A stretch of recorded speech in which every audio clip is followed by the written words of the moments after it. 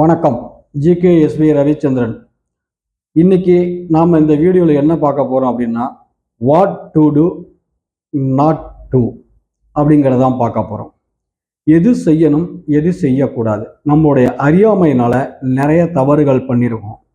எங்களுடைய data base check பண்ணும்போது, நிறைய பேர்த்துடைய இன்டர்வியூ எடுக்கும்போது, நிறைய பேர் வேலை வாய்ப்புக்காக டிஸ்கஷன் பண்ணும்போது ஒரு சந்தேகம் ஏற்பட்டது.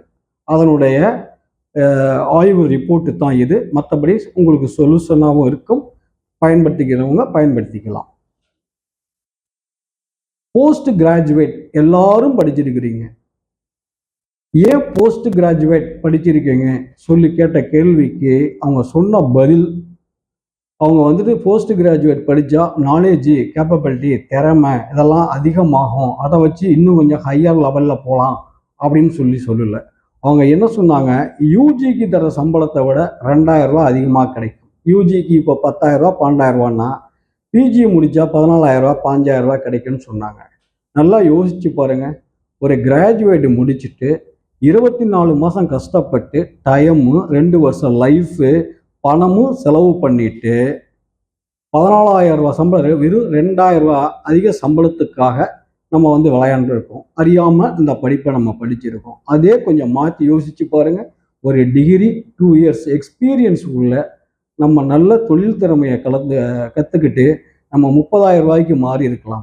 அல்லது நம்ம கிராஜுவேட் முடிச்சுட்டு வேலையில் சேர்ந்து பழகிக்கிட்டு வேலையை எக்ஸ்பீரியன்ஸ் அனுபவத்தை எடுத்துக்கிட்டு நம்ம நல்ல ஒரு தரமான Tier 1 ஆன்லைன் இன்ஸ்டியூட்டில் சேர்ந்து நம்ம வந்திருக்கலாம். 30,000 ரூபாய்க்கு மேலே சம்பளத்துக்கு நம்ம வந்திருக்கலாம். இது நம்மளுடைய தவறான அணுகுமுறை. அதில் நிறைய பெற்றோர் நினைக்கிறாங்க, பசங்க போஸ்ட் கிராஜுவேட் பண்ணிட்டா அவங்க லைஃப் நல்லா இருக்குன்னு சொல்லிட்டு. இது பெற்றோருடைய அறியாமையும். ஸோ இது கொஞ்சம் புரிஞ்சுக்குங்க. ரெண்டாவது படிப்பையே மாற்றி படிக்கிறீங்க.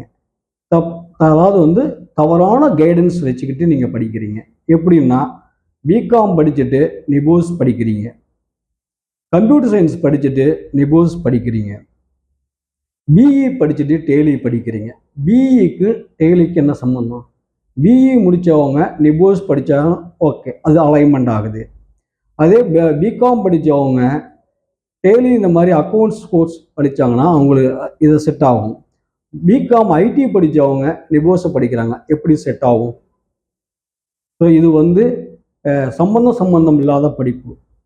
இது உங்களுக்கு தற்காலிகமான ஒரு வேலை வாய்ப்பை கிடைக்குமே தவிர லாங் டைம் வேலை வாய்ப்பை தராது. ஏன்னா வேலை வாய்ப்பு அப்படிங்கிறது ஒரு லாங் டைம் ஜேர்னி. இந்த லாங் டைம் ஜேர்னிக்கு கிளியர் விஷன், மிஷன் இது ரெண்டும் தேவை. இது இல்லாத போது நம்மளை டீரெயில் பண்ணிட்டு போயிடுவாங்க. இது தவறான கைடன்ஸு. நம்மளுடைய அறியாமையினால நம்ம மாற்றி மாற்றி படிக்கிறோம், அப்புறம் டீரெயில் ஆகிடுறோம். கொஞ்சம் புரிஞ்சுக்குங்க. மூணாவது சார் நான் இஆர்பி படிச்சுட்டேன், நான் டேலண்ட் ஆகிட்டேன் அப்படின்னு நீங்கள் சொல்கிறீங்க. இப்போ உதாரணமாக எடுத்துக்குவோம். ஒரு டேலி படிச்சுட்டா அப்புறம் என்ன அக்கௌண்டன்ட் தெரியுமே அப்படின்னு நீங்கள் சொல்கிறீங்க. ஒரு அக்கௌண்டன்ட்ட பேப்பரும் பேனா பென்சிலும் கொடுத்துட்டாவே அவர் அக்கௌண்டன்ட் வேலையை பார்ப்பார். அதே மாதிரி அவருக்கு ஒரு எக்ஸல் சீட் நம்மளுடைய சிஸ்டத்தை கொடுத்து அதில் இஆர்பி எதுவுமே தேவையில்லை, எக்ஸல் சீட் இருந்தாவே அவர் அக்கௌண்டன்ட் வேலையை பார்ப்பார். அப்புறம் இஆர்பிங்கிறது என்னன்னு சொல்லி கேட்டிங்கன்னா, ஒரு அக்கௌண்டன்ட் தன்னுடைய வேலையை மிகவும் பெஸ்ட் ஈஸி மெத்தடில் ஹை ரிசல்ட் ஜென்ரேட் பண்ணுறதுக்காக, டிரான்சாக்ஷன் டேட்டா மிஸ் பண்ணாமல் டைம்லி ரிப்போர்ட் ப்ரிப்பேர் பண்ணுறதுக்காக கொடுக்கப்பட்டது தான் இஆர்பி. அதனால் இஆர்பி படிச்சுட்டா நம்ம டேலண்ட் அப்படின்னு நினைக்காதீங்க. ஸோ நமக்கு வேலை தெரிஞ்சிருந்தால் தான் இஆர்பி எப்படி பெஸ்ட்டாக யூஸ் பண்ண முடியுங்கிறது நமக்கு தெரியும். நாலாவதாக நான் தான் இஆர்பி படிச்சுட்டேனே, அப்புறம் எதுக்கு எம்எஸ் ஆபீஸ் அப்படின்னு கேட்குறீங்க. எம்எஸ் ஆபீஸ் அது போட்டு வச்சிருக்க நங்கூரம் இன்னும் 100 வருஷம் ஆனாலும் அந்த நங்கூரத்தை எடுக்க முடியாது. ஏன்னு சொல்கிறேன்னு கேட்டுக்கோங்க. இஆர்பியில் இருந்து நீங்கள் வேலை பார்த்துட்டு நீங்கள் டேட்டாஸை எக்ஸ்போர்ட் பண்ணால் அது எக்ஸல் சீட்டில் தான் எக்ஸ்போர்ட் ஆகும். அந்த எக்ஸல் சீட்டில் இருக்க டேட்டாவை தான் நீங்கள் ஆர்கனைஸ் பண்ணிட்டு மேனேஜ்மெண்ட்டுக்கு ரிப்போர்ட்டை ரெடி பண்ணுவீங்க. அதில் இருக்க எம்எஸ் ஆஃபீஸில் இருக்க பவர் பாயிண்ட் பர்சன்டேஷன் எக்ஸல் சீட்டை யூஸ் பண்ணி தான் நீங்கள் miscellaneous report, power point presentation இதெல்லாம் ஜென்ரேட் பண்ண முடியும். அதனால் உங்களுக்கு எக்ஸல் சீட்டு, எம்எஸ் ஆஃபீஸும், பவர் பாயிண்ட் பர்சன்டேஷனும் உங்களுக்கு நல்லாவே தெரிஞ்சிருக்கணும். இதெல்லாம் அதனால வந்து சொல்கிறேன். நீங்கள் இஆர்பி தெரிஞ்சால் போதும், எம்எஸ் ஆஃபீஸ் தெரிய தேவையில்லை அப்படின்னு நீங்கள் சொல்கிறதும் உங்களுடைய அறியாமை. நன்றி, வணக்கம்.